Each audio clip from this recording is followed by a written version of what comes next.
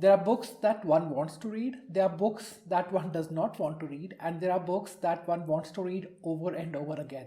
Today, I will be talking about the books that I want to reread this year, somewhere down the line. Now, the first book on the list is A Game of Thrones, which is the first book of the series of Song of Ice and Fire.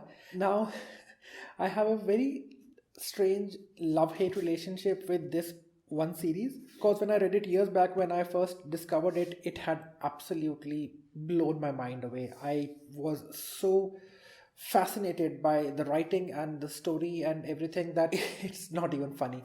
But then I read all the five books, and they were wonderful to read, and it was such an amazing experience. Then the show happened, and I started watching the show. The first season was great, so was the second season, but I think the third season on, when they started notching up the idea of brutality and violence so much in the show, it started to put me off. And we all know what happened in the final season and how everyone has hated it. So I had kind of lost all my, it's sad to say, but liking for this story. And I always felt that the show was so much about the things that the books actually are not. When I read these books, they are most of all about power play and about how the minds of the characters are working, and how they are operating at a very psychological level.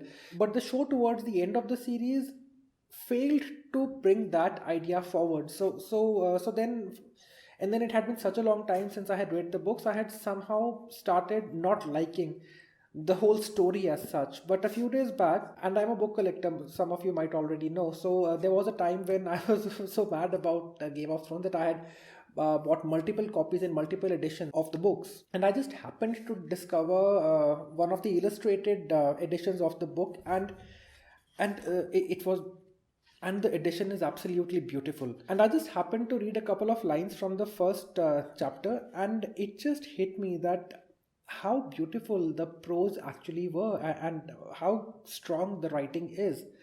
So I have decided to give this whole series a reread. Now, I don't know how long I will take to finish this series, but this is definitely one series that I want to revisit again, because when I was reading it for the first time, what was taking the forefront for the reading was to understand what was happening, to get to know the characters, to remember the characters who were there. And somehow I didn't really enjoy the beautiful prose that are there. So this time when I'm reading one, I'm going to re-examine the whole structure, understand all the foreshadowing that happens in the books and the stories, and enjoy the prose actually for how beautiful they actually are.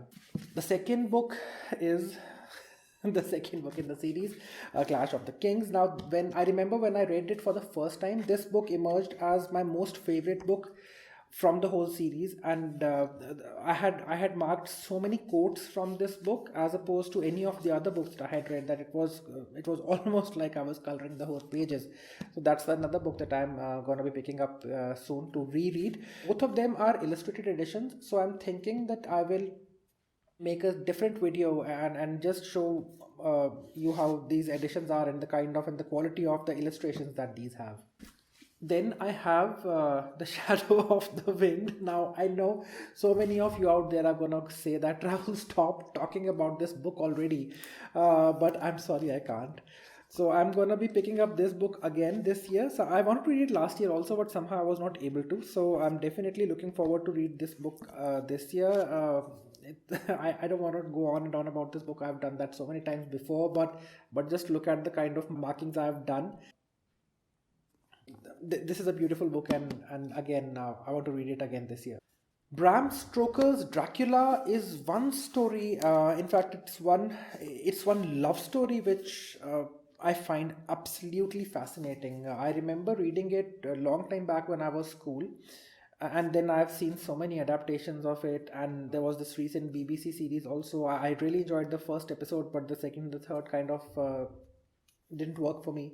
And the idea of vampires has lived on so strongly for all these years, ever since this book first came out, that I really want to revisit it, because I think this is very good raw material, which can be adapted in so many different ways. And I am working on a story kind of which I want to take some inspirations from the original Bram Stoker's Dracula as well. So that's another reason why I want to read this book.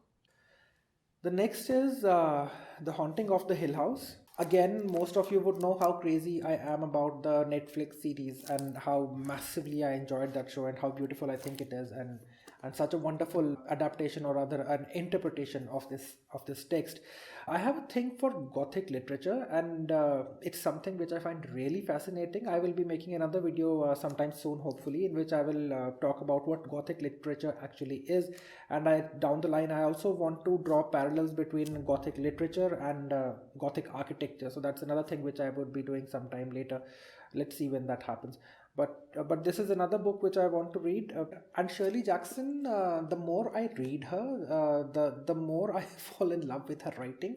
It is so beautiful the way she has written that I can't have enough of it. Her books are very low on the gore and the kind of horror which we generally come across in Stephen King's work, uh, but they just have this way of hitting you so strongly psychologically and just living on in your mind for a very, very, very long time. I remember when I read We Have Always Lived in the Castle, I was like, it's a wonderful book, and those of you who have not read it, and those of you who have a thing for Gothic literature, should definitely pick it up and give it a go. So the last book on the list is One Day. Now, I don't enjoy romance fiction, and I don't enjoy love stories. And whenever I'm asked to recommend any romance novel or love story, this is the only book I always end up recommending. And I just want to understand now that what is it about this book that I actually enjoy so much. I do have an idea. I have already made a video on this, which is a very short video, but I want to revisit this book and see that what is it that has worked so well for me in this book, and its hold has not loosened on me for all these years.